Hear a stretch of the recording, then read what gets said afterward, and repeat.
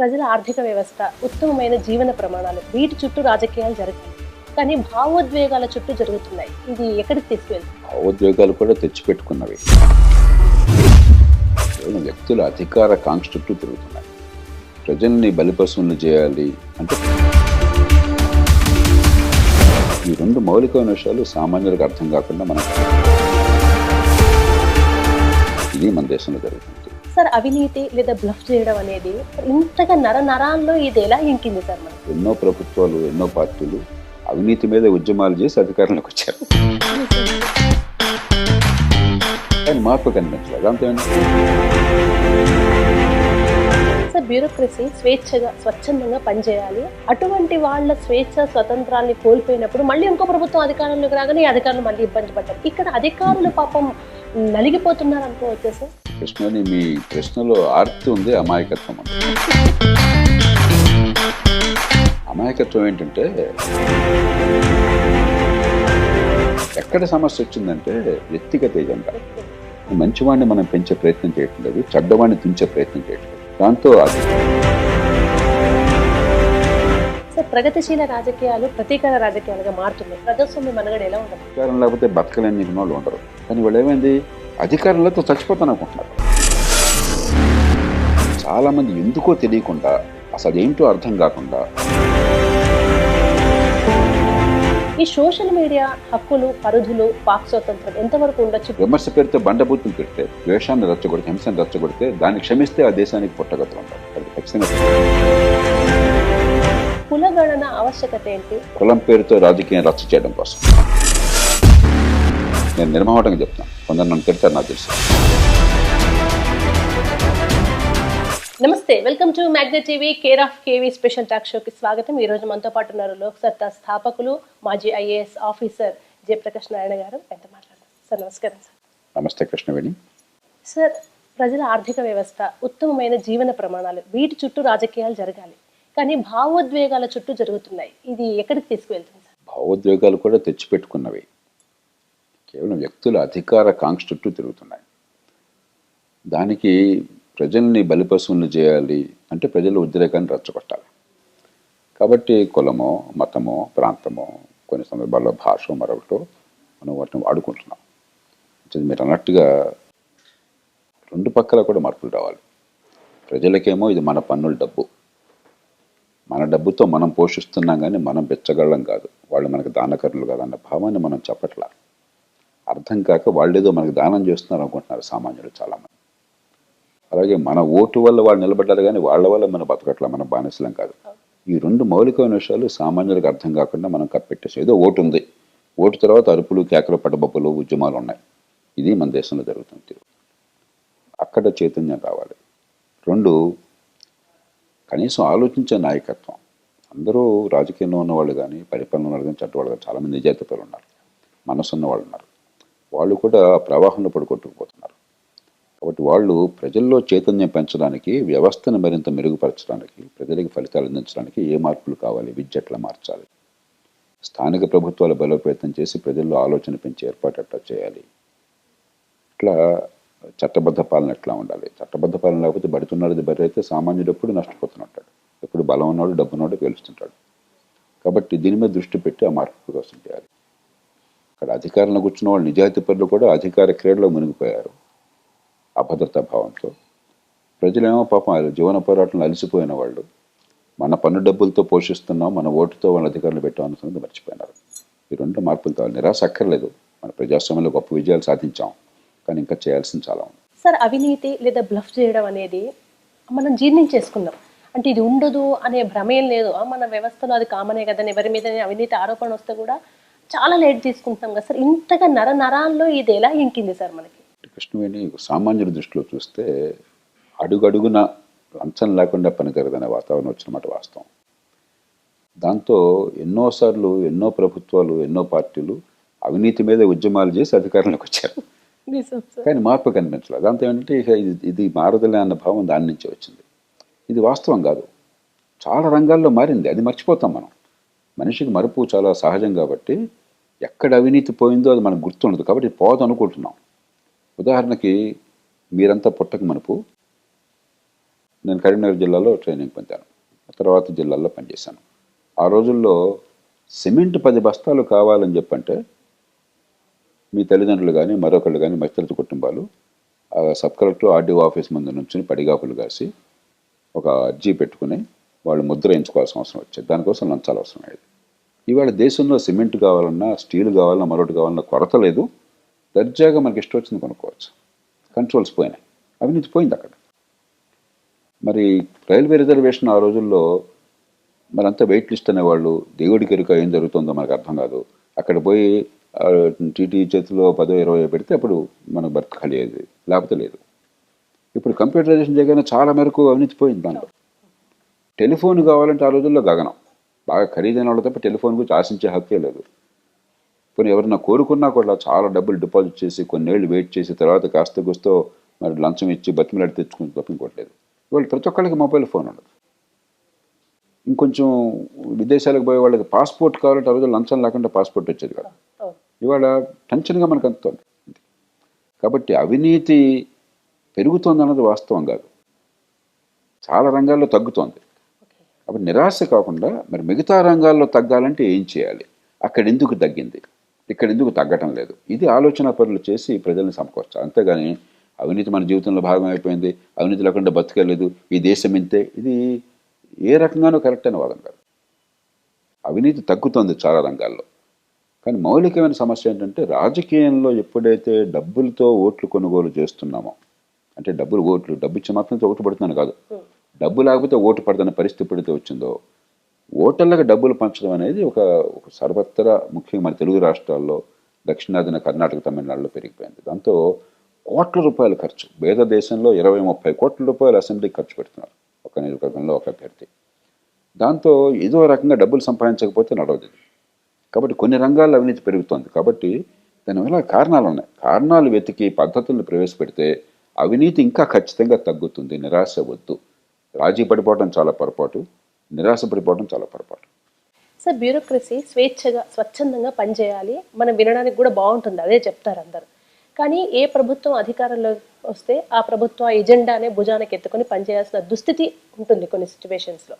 అది కాదన్న వాళ్లకు ట్రాన్స్ఫర్లు, ఇబ్బందులు, అది ఎలాగో జరిగేది. అటువంటి వాళ్ళ స్వేచ్ఛ స్వతంత్రాన్ని కోల్పోయినప్పుడు మళ్ళీ ఇంకో ప్రభుత్వం అధికారంలోకి రాగానే ఈ అధికారులు మళ్ళీ ఇబ్బంది పడ్డాం. ఇక్కడ అధికారులు పాపం నలిగిపోతున్నారు అనుకోవచ్చా సార్? కృష్ణని, మీ ప్రశ్నలో ఆర్తి ఉంది, అమాయకత్వం ఉంది. అమాయకత్వం ఏంటంటే మనం ఎవరిని అనుకుంటున్నాం? అధికారులనా, శాసనసభ్యులు, పార్లమెంట్ సభ్యులనా? శాసనసభ్యులు, పార్లమెంట్ సభ్యులు. అంటే మన అధికారాన్ని ఎవరికి బదిలీ చేశాం? ఎన్నికైన ప్రభుత్వానికి, చట్టసభకు బదిలీ చేశాం. మీరేమంటున్నారు? వాళ్ళ ఎజెండా బ్యూరోక్రాట్స్ ఎందుకు పాటించాలంటున్నారు. ఎవరు ఎజెండా పాటిస్తారు? మీ సొంత ఎజెండానా? మనందరం మన అధికారాన్ని మన సమ్మతితో స్వచ్ఛందంగా ఎన్నికైన ప్రభుత్వానికి ఇచ్చాం. కాబట్టి ఎజెండా నడవాల్సింది ప్రభుత్వ ఎజెండానే. ప్రభుత్వ ఎజెండా లేకుండా అధికారుల ఎజెండా వేరే ఉండదు. ఇది స్పష్టంగా అర్థం కావాలి. అయితే ఏ మేరకు? రాజ్యాంగం పరిధి లోపల, చట్టం పరిధి లోపల అందరినీ సమానంగా చూస్తూ పార్టీ, పక్షపాతం, కులం, మతం, ప్రాంతం భేదం లేకుండా అమలు చేసే మేరకు అధికారంలో ఎజెండా నెగ్గాలి. లేకపోతే ప్రజాస్వామ్యం కాదు. మనం రెండు కన్ఫ్యూజ్ అవుతున్నాం. ప్రభుత్వానిదే తుది మాట. ఎందుకంటే ప్రభుత్వానికి మనం పవర్ ఆఫ్ అటార్నీ ఇచ్చాం, కానీ అధికారులకు ఇవ్వాలా. ఏదో పరీక్ష పాస్ అయ్యాడు నాయకు ఇస్తే ఎట్లా అధికారం? ఎక్కడ సమస్య వచ్చిందంటే వ్యక్తిగత ఎజెండా. ఒకటి పక్షపాతము, రెండు దోపిడీ, లంచాలు. దానికి లొంగిపోవటం తప్పు. అధికారులు ఏమవుతున్నారు? మళ్ళీ ఇక్కడి నుంచి కూడా చూద్దాం. మనం ఏదో రాజకీయంలో దొంగలు, అధికారులంతా మంచివాళ్ళు, ఉద్యోగులంతా మంచివాళ్ళు, నిజం కాదు అది. రాజకీయంలో వచ్చిన వాళ్ళు మన కుటుంబాల నుంచి వచ్చిన వాళ్ళు. వాళ్ళు పాకిస్తాన్ నుంచి రాలా, వాళ్ళు ఇరాక్ నుంచి, ఇరాన్ నుంచి రాలా, మన కుటుంబాల నుంచి, మన సమాజం నుంచి వచ్చారు. ఉద్యోగులు మన సమాజం నుంచే వచ్చారు. ఉద్యోగులు ఏమవుతుంది? మన దేశంలో ప్రభుత్వోద్యోగాలు అంటే బోళ్ళ గ్లామరు, బోళ్ళంత పిచ్చి సృష్టించాం. ప్రపంచంలో ఏ దేశంలోనూ, మన దేశంలోనూ 100 మంది సమాజంలో పనిచేసి భుక్తిని పొందుతుంటే 97 మంది మార్కెట్లో పనిచేస్తారు. మీరు ఒక ఛానల్ పనిచేస్తున్నారు, మరొకరు ఒక షాప్ నడుపుతారు, మరొక పరిశ్రమ నడుపుతారు, మరొకరు వ్యవసాయం చేస్తారు, మరొకరు ఇంకోటి చేస్తారు. ఇవన్నీ కూడా మన అందరి అవసరాలు దానివల్ల తీరుతున్నాయి, ప్రభుత్వం వల్ల తీరట్లా. మీరు ఒకసారి చుట్టూ చూడండి. మీ ఇంట్లో కానీ, ఇక్కడ కానీ మరో చోట కానీ చుట్టూ చూడండి, మీకు కావలసిన ఏ వస్తువైనా ప్రభుత్వం నుంచి వచ్చిందా? కాదు, సమాజం సృష్టించింది. అక్కడి నుంచి ఉపాధి వస్తుంది. మనం ఎలాంటి భ్రమ కల్పించాం? ప్రభుత్వం ఉపాధిని ఇస్తుంది. ఎవరి డబ్బుతో? మన డబ్బుతో. మన డబ్బుతో ప్రభుత్వం అన్నది ఉపాధి ఇవ్వటం కోసం కాదు, మన డబ్బుతో ప్రభుత్వం అనేది మనకి ఉమ్మడి సేవలు అందించడం కోసం. సొంతంగా చేసుకోలేని పనులకి ఉమ్మడిగా చేసే అవసరం ఉంది కాబట్టి దానికి ప్రభుత్వాన్ని పెట్టుకున్నాం. ప్రతి ఒక్కళ్ళు స్కూల్ పెట్టుకోలేరు. మంచి స్కూళ్ళు పెట్టి విద్య అందించడం కోసం ప్రభుత్వం అన్నది, మంచి ఆరోగ్యం అందించడం కోసం ప్రభుత్వం అన్నది, మంచి రోడ్లు వేయడం కోసం ప్రభుత్వం అన్నది, మంచి ట్రాఫిక్ మెయింటెనెన్స్ కోసం ప్రభుత్వం అన్నది. అవన్నీ మర్చిపోయింది ప్రభుత్వం. మంచినీళ్ళు అందించడం, మంచినీళ్ళు డబ్బులు కడతాం మనం, వాటి ఫ్రీగా ఇవ్వక్కర్లే. వద్దన్న ఫ్రీగా ఇస్తామని ఎవరు మొదలెట్టారు, మన ఎవరు అడగలా. మంచినీళ్ళు అందించడం కోసం తగు మోతాదులో, మురుగునీటి పారుదల కోసం, వర్షం వస్తే వరదలు రాకుండా ఉండటం కోసం. ఇందుకు ప్రభుత్వం అన్నది. ఇది మనకు అర్థం కాకుండా ప్రభుత్వం అనేది కర్త కర్మ క్రియ. ప్రభుత్వం దేవుడు. ప్రభుత్వం దగ్గర మోకలు వెళితే మనకి ఏదైనా జరుగుతుందన్న భావాన్ని సృష్టించి ప్రభుత్వోద్యోగాల మీద మోజు పెంచాం. అంతేమవుతుంది, విపరీతమైనటువంటి పోటీ. 100 ఉద్యోగాలు ఉంటే లక్షల మంది పోటీ పడుతున్నారు. మీరు 1,00,000 మంది పోటీ పడ్డా, 1,00,00,000 మంది పోటీ పడ్డా 100 ఉద్యోగాలే ఉండేది. కానీ అందరికీ వస్తున్న భ్రమ కలిగిస్తున్నారు, ఒక గ్లామర్ క్రియేట్ చేస్తున్నారు. మరి ఈ మధ్య కొందరు సోషల్ మీడియాలో అట, అధికారులు వాళ్ళ వెనకాల కెమెరాలట. అరే నువ్వు మౌనంగా నిశ్శబ్దంగా ప్రభుత్వ విధానాలని చిత్తశుద్ధి అమలు చేయడం కోసం పనిచేయాలి, ఏ రకమైన ఆర్భాటం లేకుండా. నీకు ఎవరు పెట్టమన్నాడు సోషల్ మీడియాను ప్రచారం? Heroism, elevation. మరి దాన్ని ఈ ప్రభుత్వంలో ఎలా అంగీకరిస్తున్నా నాకు అర్థం కావట్లేదు. వెంటనే వాళ్ళని సస్పెండ్ చేయాలి. నేను కర్కశంగా చెప్తున్నాను. ప్రభుత్వ అధికారులుగా మీ బాధ్యత ప్రభుత్వం చట్టబద్ధంగా ఇచ్చినటువంటి కార్యక్రమాలను చిత్తశుద్ధితో సమర్థంగా అమలు చేయడం కానీ, డ్రామాలు చేయడం కాదు, సినిమాలో ఉన్నాం అనుకుని ప్రగల్భాలు పలకటం కాదు, లేకపోతే పబ్లిసిటీ తెచ్చుకోవడం కాదు. ఒక విచిత్ర వాతావరణం తీసుకొచ్చాం. తీరా వచ్చిన తర్వాత ప్రభుత్వంలో ఏమవుతుంది, ఉద్యోగులకి మార్కెట్తో పోలిస్తే 3-4 రెట్లు జీతం ఇస్తున్నారు. ఉన్నతాధికారులు తీసేయండి. మామూలుగా ఒక గుమస్తా కానీ, ఒక టీచర్ కానీ, మరో ఉద్యోగంలో కానీ మార్కెట్లో 20,000 ఇస్తే అక్కడ 60,000-70,000 ఇస్తున్నాం. కానీ బాధ్యత అక్కర్లేదు. కొంతమంది పని చేస్తున్నారు నిజాయితీగా, కానీ పని చేయకపోయినా అడిగేవాడు లేడు. ఈ డబ్బు మన ప్రజలదన్న స్పృహ లేదు. మరికొందరు ఏమవుతుంది, ఆనవాయితీ ప్రకారం పై సంపాదన అనేది మామూలు అయిపోయింది. ఎవరు అడిగేవాడు లేడు కాబట్టి అది హక్కు. అది హక్కు. ఉన్నతాధికారులు అయితే ఏమవుతుంది, ఆ కష్టం, ఆ తెలివితేటలుంటే బయట మార్కెట్లో ఇంకా సంపాదన నిజాయితీగా సంపాదించుకోవచ్చు. వాడు ఇక్కడ గ్లామర్తో వస్తాడు, ఇక్కడ సంపాదన ఏమీ లేదు, జీతం తృప్తిపడాలని చెప్పి అర్థం అవుతుంది.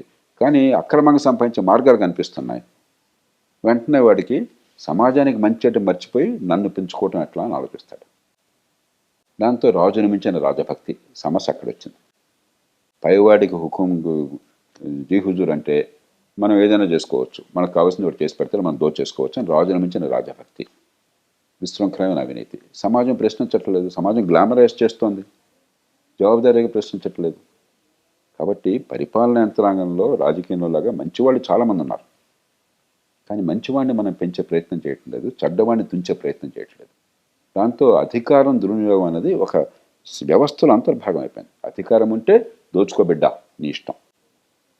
మనం దాని నుంచి బయటపడాలి. ముఖ్యమంత్రి కావచ్చు, ప్రధానమంత్రి కావచ్చు, ప్రధాన కార్యదర్శి కావచ్చు, కలెక్టర్ కావచ్చు, ఎస్పీ కావచ్చు, ప్రజల సేవ కోసం ఉన్నారు. వాళ్ళని గౌరవిద్దాం, కానీ నెత్తిన పెట్టుకోవద్దు, పూజించొద్దు, జవాబుదారీగా చేద్దాం. పని బాగా చేస్తే అభినందిద్దాం, పని చేయకపోతే నిలదీద్దాం, ఇంటికి పంపిద్దాం. అలాంటి వ్యవస్థ నిర్మాణం కావాలి. అది ఎప్పుడైతే లేదో అక్కడ కూర్చోగానే చాలామంది ఉద్యోగులు మీరు చూస్తే ఎవరన్నా సామాన్య ప్రజలు పోయి ఏమన్నా మొరపెట్టుకుంటుంటే తరచూ వినిపడే మాట ఏంటో తెలుసా? ఎవరితో మాట్లాడుతున్నావు తెలుసా? ఎవరితో మాట్లాడుతున్నావా? నాకు నా సేవకుడితో మాట్లాడుతున్నాను, నా పన్ను డబ్బులు జీతాలు తీసుకున్న వాడి దగ్గర మాతో మాట్లాడుతున్నాను. నువ్వు బాసువు కాదు, నేను నీ భృత్యుడిని కాదు. ఇది ప్రజలకు అర్థం కావట్లేదు, అక్కడ కూర్చున్న వాళ్ళకి అర్థం కావట్లేదు. దైన్యంలో ఉండిపోతున్నారు సార్, ఏదో రిక్వెస్ట్ చేసుకోవాలి, బతిమాలుకోవాలి. నేను ఇప్పుడు ఉద్యోగుల మీద కోపంతో కష్టం నేను మాట్లాడట్లేదు. చాలామంది జేపీ గారి ఉద్యోగులు అంటూ కోపం అని పేకల మీద నా మీద కోపం తెచ్చుకుంటున్నారు. కాదు, అరే ఏ లక్ష్యంతో ఉద్యోగంలో ప్రవేశించారో, బతుకు తెరువు కావాలా, 10 మందికి మంచి జరగాలని కోరికతో ఉద్యోగంలోకి వచ్చారు. ఏమయ్యా ఉద్యోగం ఎందుకు కావాలంటే ప్రజల సేవ కోసం ఉన్నాను సార్ అని చెప్పారు అన్నాడు. దానిలో సగమన్నా గుర్తుంచుకుని ఒళ్ళు దగ్గర పెట్టి పనిచేయరు నాన్న. ఈ సమాజంలో చాలామందికి లేని అవకాశాలు నీకు ఈ ప్రజలు, సామాన్య ప్రజలు పన్ను డబ్బుల నుంచి ఇస్తున్నారు. ఒడ్డు దగ్గర పెట్టి ప్రజల కోసం పనిచేయి. ఫ్రీగా చేయట్లేదు కదా, మార్కెట్ కంటే జీతం ఎక్కువ తీసుకుంటున్నావు కదా, మళ్ళీ దానిలో లంచాలు ఏమిటి, దానిలో ప్రజలను అవమానించడం ఏంటి, అసమర్థత ఏమిటి, అలసత్వం ఏమిటి, దాన్ని క్షమించకూడదు. అది క్షమించే సమాజం ఉండకూడదు. కాబట్టి వ్యవస్థని గందరగోళపరిచాం, ఆ తప్పుల్ని సవరించాలి. సార్, ప్రగతిశీల రాజకీయాలు ప్రతీకార రాజకీయాలుగా మారుతున్నాయి. ఒకప్పుడు సౌత్ సైడ్ అంతగా లేకుండే, తమిళనాడు లాంటి ప్లేసులో తప్ప కానీ మెల్లమెల్లిగా విషం పాకినట్టుగా పాకుతుంది. ప్రజాస్వామ్య మనగడ ఎలా ఉండబోతుంది? ఏమైందంటే ఒకప్పుడు ఆ స్వతంత్ర పోరాట ప్రభావం వల్ల ఆనాడు తెలంగాణలో నిజాం వ్యతిరేక ఉద్యమం కావచ్చు, మిగతా ప్రాంతాల్లో బ్రిటిష్ వ్యతిరేక ఉద్యమం కావచ్చు, మహాత్మా గాంధీ ప్రభావం కావచ్చు, వాటి వల్ల ప్రజాజీవనంలో ఉన్నవాళ్ళు ప్రజల కోసం, సమాజం కోసం త్యాగం అని చెప్పనేది అది సహజం అయిపోయింది. ఆ తరంలో అన్ని ప్రాంతాల్లో, దేశంలో అన్ని పార్టీల్లో త్యాగం చేయని వాళ్ళు లేరు, సొంతది వదులుకునే. కానీ ఇప్పుడేమైంది, అధికారం అనేది ఒక బెల్లంలాగా అయిపోయింది, ఆకర్షణ అయిపోయింది. చాలామంది ఎందుకో తెలియకుండా, అసలు ఏంటో అర్థం కాకుండా, ఎమ్మెల్యే అవుతావు అంటే నాకు సీట్ ఎవరు ఇస్తారు సార్ అంటాడు. నాకు ఎమ్మెల్యే ఎందుకంటే నాకు పెద్ద ఆసక్తి లేదు, ఆలోచన లేదు అండవు. నాకు సీట్ ఎవరు ఇస్తారని అంటాడు. నెక్స్ట్ క్వశ్చన్, అది ఒక జన్మ హక్కులాగా, అంటే ఒక స్థలం కొన్నట్టుగా, ఒక వస్తువు కొన్నట్టుగా ఎమ్మెల్యే కూడా అది ఒక ఆస్పిరేషన్లో భాగమైంది. చాలా విచిత్రమైంది. పరిణతి చెందిన ప్రజాస్వామ్య దేశాల్లో నాకు బాగా గుర్తున్నది, దేశం బయట మొట్టమొదటిసారి నేను వెళ్ళింది 92లో అనుకుంటాను, 32 ఏళ్ల క్రితం. నెదర్లాండ్స్ వెళ్ళాను, హాలండ్. ఒక సహకార బ్యాంకును అధ్యయనం చేయడం కోసం. చాలా పెద్ద సహకార బ్యాంక్ అది. మనకంటే చాలా చిన్న దేశం అయినా కూడా ఆనాడు మన అన్ని బ్యాంకులు భారతదేశంలో కలిస్తే డిపాజిట్లు ఎంత ఉన్నాయో ఆ బ్యాంకులు అంతకంటే ఎక్కువ ఉన్నాయి. అంత ప్రసిద్ధమైన సహకార బ్యాంకు. మనకి సహకార బ్యాంకులో పైసా డబ్బులు లేకపోయినా కూడా మరి దొంగ సభ్యులను చేర్చుకోవటం, నామినల్ సభ్యులు వాళ్ళకి పాపం ఏం తెలియదు, 10 రూపాయలు కట్టి సభ్యులను చేర్చేస్తాం. వాళ్ళు బారులు తీర్చి నుంచోవటం, ఎలక్షన్లో 100 10 ఇచ్చి వాళ్ళకి ఓట్లు వేయించడం. వాళ్ళతో మీకు అనుకున్న వాళ్ళకి, మీ గ్రూప్కి, మీ ప్యానల్కి మెజారిటీ రాకపోతే మిగతా ప్యానల్ గెలిచిన వాళ్ళంతా అపహరించకపోవటం, క్యాంపుల్లో పెట్టడం, బలవంతం చేయటం, డబ్బులు ఇవ్వటం, ఇది మనకు అలవాటు. ఇప్పుడు కూడా అదే అలవాటు కదా. అక్కడ అంత ప్రసిద్ధమైన బ్యాంకులు, అంతంత అసలు కోటాను కోట్ల రూపాయల డబ్బులున్న బ్యాంకులు, ఎక్కడ నా పదవి ఖాళీగా ఉంటే, కృష్ణవేణి లాంటి వాళ్ళు సమర్థులు ఉంటే జనం అంతా వీళ్ళు కోరుతారు, అమ్మ మీరు చాలా సామర్థ్యం ఉంది మీకు, మీరు కనుక బ్యాంక్ నడిపితే బాగుంటుంది, మా అందరి ప్రయోజనాలు నెరవేరితే, దయచేసి మీరు పదవికి రండి అని చెప్పి, నాకు టైం లేదండి, నా కుటుంబాన్ని చూసుకోవాలా, నా పని చూసుకోవాలా, నేను దీనిలోకి ఎక్కడ వెళ్తాను అని వద్దంటారు. బలవంతం చేసి బతిన్లాడి మేము కూడా టైం ఇస్తామని చెప్పని వాళ్ళని ఒప్పించి కూర్చోబెడతారు. అది ప్రజాస్వామ్యంలో నాగరికత. అధికారం నాకు కావాలని, అధికారం లేకపోతే చచ్చిపోతాను అనుకున్నవాడు ప్రజాస్వామ్యవాది కాదు. అనాగరికమైనటువంటి రాజకీయం అది. అధికారం ముళ్ళ కిరీటం. విజ్ఞుడు ఎప్పుడు అధికారాన్ని కోరడు. సమాజ హితం కోసం తప్పనిసరి కొంత సొంత లాభాన్ని పక్కన పెట్టుకుని వెళ్ళడానికి సిద్ధపడే వాళ్ళు కొందరు 10 మంది కావాలని కోరుకుంటే తప్ప, అధికారం లేకపోతే బతకలేని వాళ్ళు ఉండరు. కానీ వాళ్ళు ఏమైంది, అధికారంలో చచ్చిపోతాను అనుకుంటున్నారు. సార్, మీరు అడిగితే తీసుకోమన్నారు, ఇక్కడ మేము వద్దని ప్రజలు చీకొట్టిన తర్వాత కూడా ఏదో నామినేటెడ్ పోస్టులో ఇరుకుదాం మేము. ఎవరో ఒక ఆయన ఎమ్మెల్యే పదవికి పోటీ చేస్తూ నన్ను గెలిపించకపోతే ఆత్మహత్య చేసుకుంటానన్నట్ట. ఆయన ఎవరో ఏంటో నాకు వ్యక్తిగతంగా నాకేం కోపం లేదు, కానీ ఎంత అసహ్యం అది, ఎంత విచిత్రం అది. ప్రజలు ఓటైపోతే ఆత్మహత్య చేసుకుంటావా నువ్వు? ప్రజలు ఓటేసి గెలిపిస్తారా అప్పుడు? అంటే ఎలాంటి దశలో ఉన్నావు? నాకు ఆ మనిషి ఎవరో తెలియదు, పేరు కూడా తెలియదు నాకు. మేము కోపంతో చెప్పట్లా, ఒక్కసారి మనసును శోధించుకుందాం. అంటే పదవులు ఎంత గందరగోళం అయిపోతే, అది లేకపోతే చస్తాననే పరిస్థితి వస్తే, జీవనమరణ సమస్య అయితే, మరి వికృతమైనటువంటి ద్వేష రాజకీయం కాకుండా ప్రజల రాజకీయం ఉంటుంది. ఎందుకు ప్రజల సమస్యల గురించి ఆలోచన ఎక్కడ ఉందా? సామాన్యుల బతుకులను కూర్చుందారు. చదువు అందక లక్షల పిల్లలు తెలివితేటలు ఉన్నా కూడా తెలివి వికసించక వసివాడిపోతున్నారు. జన్యు సంపద వృధా అయిపోతుంది దేశంలో. పుట్టుక బిడ్డల బతుకుని శాసిస్తోంది. అది అవమానం. ఆలోచించే ఏ మనిషికైనా సరే పుట్టుక వల్ల బిడ్డల బతుకు పెరగకుండా ఆగిపోతుంది అన్నది మనందరం అవమాన భారం. మనందరం నేరం చేస్తున్నట్లు లెక్క, పాపం చేస్తున్నట్లు లెక్క.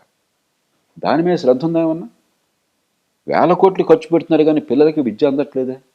కానీ టీచర్ల ఉద్యోగాలు కల్పించి అడ్వర్టైజ్మెంట్లు కావాలి మనకి. టీచర్ పని చేస్తున్నాడు లేదు కాదు మనకు కావాల్సింది. పిల్లలకు పాఠాలు వస్తున్నాడు లేదు కాదు మనకు కావాల్సింది. సామాన్యుల పిల్లల బతుకులు బాగుపడుతున్నా లేదు కావాల్సింది. ఎంత వికృతమైన రాజకీయం ఇది. నేను కోపంతో చెప్పట్లా, ఆవేదనతో చెప్తున్నాను. నిజమో కాదో తెలుసుకోండి.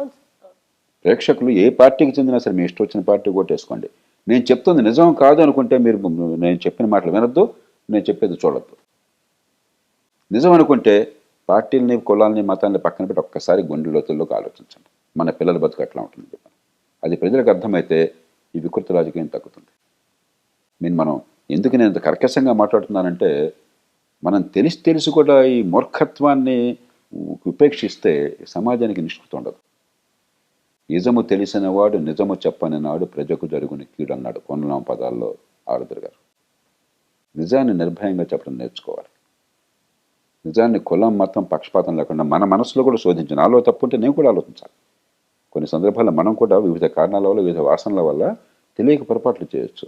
అంతర్మథనం లేకపోతే, ఆత్మశుద్ధి లేకుండా నోటికొచ్చినట్టు మాట్లాడడం, ఈ ప్రచారం చేసుకోవటం, ఇదంతా మామూలు అయిపోతే, హిపోక్రసీ అనేది వస్తే సమాజానికి మంచి భవిష్యత్తు చాలా ఆలస్యంగా అందుతుంది. సార్ మీరు అన్నట్టుగా ఇందాక ప్రైవేట్ స్కూల్, సార్ ఏ స్కూల్ అయినా చాలా తక్కువ జీతం ఇస్తే ఆ టీచర్ పొద్దున 8కి వెళ్తే రాత్రి 8 దాకా కష్టపడాలి. మళ్ళీ ఆమెకు టార్గెట్స్ ఉంటాయి. 5,000, 6,000 జీతం ఇస్తారు. ఇక్కడ 60,000 జీతం ఇస్తే పని దిక్కులేదు. 9 నుంచి 4 కూడా ఉంటారు సార్. తంబేసి బయటకు వెళ్ళిపోయి మళ్ళీ వస్తారు మెల్లగా. రమ్మంటే కోపం. అందుకే నేను చెప్పేది, ఇప్పుడు ఇవన్నీ అందరికీ తెలిసినవి కాబట్టి మనం నిజాయితీగా బహిరంగ మాట్లాడుకుని ఎవరైనా కొట్టక్కర్లా, తిట్టక్కర్లా. దీన్ని మార్చడం కోసం వ్యవస్థ మీద దృష్టి పెట్టాలన్నా, లేకపోతే నా అధికారము, నా అహంకారము, నా పదవి, నాకు ఎవరో చెప్తున్నారు ఈ మధ్య కొన్ని చోట్ల బిల్లులు పాస్ కావాలంటే దానిలో 20%, 30%, 50% డబ్బులు పాస్ చేయొచ్చు అని చెప్పని. నీ బాబుగాడు సొమ్ములాగా. డబ్బు అయిపోతే నీకు డబ్బు వస్తుంది కదా, నాకు ఇవ్వకపోతే ఎట్లా అంటున్నాడు అంటాడు బహిరంగంగా. సార్ ఎంత డైకితనం మంది, ఎంత అసహ్యాన్ని సహిస్తున్నాం మనం ఈ దేశంలో. దాన్ని సహించకూడదు. హింస కాదు మార్గం, కానీ ఖచ్చితంగా సంఘటితంగా గొంతు విప్పాలి. వ్యవస్థలో ఈ మార్పుల కోసం మనం మాట్లాడాలి. కులం, మతం పక్కన పెట్టండి, పార్టీ పక్కన పెట్టండి. పార్టీ అనేది కుల మతాల్లాగానే పార్టీ అనేది కప్పేసి మనోడు చేస్తే ఓకే, అవతలోడు చేస్తే తప్పని బుర్ర జాగ్రత్తేస్తున్నారు. ఎవడు చేసినా కూడా మన బతుకులు నాశనం చేస్తున్నారు. మన పనుల డబ్బు నాశనం అవుతుంది, మన బిడ్డల బతుకులు నాశనం అవుతున్నాయి. ఎన్నికై కూర్చున్నవాడు ఒక్కడు నాశనం కావట్లా. 20 తరాల దాకా వాడికి తరగని డబ్బు ఉంది. వాడి పిల్లలకి తెలివి ఉన్నా లేకపోయినా, చదువు ఉన్నా లేకపోయినా వాడు దర్జాగా బతికేస్తున్నాడు. నష్టపోయేది మనం, మన పిల్లలు. అది మనం అర్థం చేసుకోవాలి. సార్ వాక్ స్వతంత్రం అనేది రాజ్యాంగం ఇచ్చిన హక్కు. దానికి కొన్ని పరిధులు, పరిమితులు కూడా ఉన్నాయి. కానీ కాలం మారుతుంటే సోషల్ మీడియా అనేది ఒకటి వచ్చిన తర్వాత మన మొహం కనిపించదు, మన పేరు కూడా తప్పు పేరు పెట్టుకుంటాం. వికృతంగా, చాలా దారుణంగా కామెంట్స్ చేస్తున్నారు. ఈ సోషల్ మీడియా హక్కులు, పరిధులు, వాక్ స్వతంత్రం ఎంతవరకు ఉండొచ్చు? ఇప్పుడు దాని మీద పరిధి దాటిన వాళ్ళ మీద శిక్షలు. నాకు ఐఎమ్ హ్యాపీ మీరు ప్రశ్న పెట్టారు. కొన్ని దేశాల్లో లేకపోతే కొంతమంది ఏంటంటే వితండవాదన చేస్తున్నారు. నేను ఏదైనా మాట్లాడే హక్కు నాకుంది అని. అబ్సల్యూట్ ఫ్రీడమ్ ఆఫ్ స్పీచ్ అని. అసలు ఏ హక్కు కూడా నిర్నిబంధంగా ఉండదు. హక్కు ఉంది. ఇప్పుడు నేను మాట్లాడుతున్నా కదా, ధైర్యంగా మాట్లాడుతున్నా కదా, మనసు నచ్చినట్టు మాట్లాడుతున్నా కదా, ఆ హక్కు ఉంది. దాన్ని ఆపే హక్కు ఎవరికి లేదు, నీకు కానీ నాకు కానీ. కానీ వాక్ స్వాతంత్రం పేరుతో మిమ్మల్ని బూతులు తిట్టే హక్కు, అవాకులు చౌకలు మాట్లాడే హక్కు, హింసను ప్రేరేపించే హక్కు, ద్వేషాన్ని పెంచే హక్కు, అబద్ధాలు చెప్పి సమాజానికి హాని చేసే హక్కు ఎవరికి లేదు. అందుకే రాజ్యాంగంలో 19వ అధికరణంలో రీజనబుల్ రెస్ట్రిక్షన్స్, హేతుబద్ధమైన పరిమితులను పెట్టారు. రాజ్యాంగ నిర్మాతలు చాలా ముందు చూపుతూ ఆలోచించారు. అమెరికన్ రాజ్యాంగంలో అలా ఆలోచించారు. అందుకని అమెరికాలో చాలా మంది వెరిగా వాదిస్తారు. వాక్ స్వాతంత్రానికి అడ్డు నా ఇష్టం, ఏదైనా మాట్లాడతాను, ఏదైనా చేస్తాను, నెవర్. ఆ రీజనబుల్ రెస్ట్రిక్షన్స్ 19వ అధికరణంలో మనకి పెట్టారు. కాబట్టి ఖచ్చితంగా ఇతరులకి హాని జరగకుండా ఉండేట్లయితే, ద్వేషాన్ని పెంచకుండా, హింసని పెంచకుండాట్లయితే వాక్ స్వాతంత్రానికి అడ్డు ఉండకూడదు. అధికారంలో వాళ్ళు విమర్శించారనే కారణంగా జైల్లో పెడతామంటే అది ప్రజాస్వామ్యం కాదు. కానీ విమర్శ పేరుతో బండబూతులు తిడితే, ద్వేషాన్ని రెచ్చగొడితే, హింసను రెచ్చగొడితే దాన్ని క్షమిస్తే ఆ దేశానికి పుట్టగతులు ఉండవు. కాబట్టి ఖచ్చితంగా పరిమితులు ఉన్నాయి. ఆ పరిమితులను పాటించాలి. ఇటీవల కాలంలో ఏమైందంటే, పూర్వకాలం కనీసం పత్రికల్లో తప్పులో రైట్లో ఉన్నా కూడా, పక్షపాతాలు ఉన్నా కూడా ఒక ఎడిటర్ ఉండేవాడు. కాబట్టి కొన్ని ప్రమాణాలు ఇది దాటకూడదని చెప్పి ఒక ఉండేది, ఒక ఫిల్టర్ ఉండేది.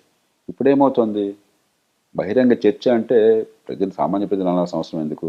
సోకాళ్ళు నాయకులు నోటుకొచ్చిన పచ్చి బూతులు మాట్లాడుతున్నారు, బస్తీ మీద సవాళ్ళను తొడగొడుతున్నారు. ఒక గూండాగిరి రాజకీయంగా చాలామంది అవుతుంది. సామాన్యుడు కూడా ఏదో కరెక్ట్ అనుకుని ఇష్టం వచ్చినట్టుగా మీరు చెప్పింది నాకు నచ్చలేదు అనుకోండి, కింద నా ఇష్టం వచ్చిన కారు కోతలు కూస్తున్నాను. అయితే ప్రజలు నేను తిట్టక్కర్లేదు. నాయకత్వాన్ని ఇచ్చేవాళ్ళు ఎలా ఉంటే అదే ఆదర్శాన్ని ప్రజలు పాటిస్తారు. ఆ కారణంగా ప్రతివాడు కూడా, ఒక ఐన్స్టైన్ ఒక మూర్ఖుడు సమానం కాదు. మనం రెండు సమానం చేసేసి ఏదైనా చెల్లుతుందని చెప్పిన పరిస్థితికి వచ్చాం. కాబట్టి వాక్ స్వాతంత్రాన్ని కాపాడాలి, రాజ్యాంగ హక్కుల్ని కాపాడాలి. అదే సమయంలో పరిమితులు ఉన్నాయన్న సంగతి సమాజానికి అర్థం కావాలి, కట్టడి చేయాలి.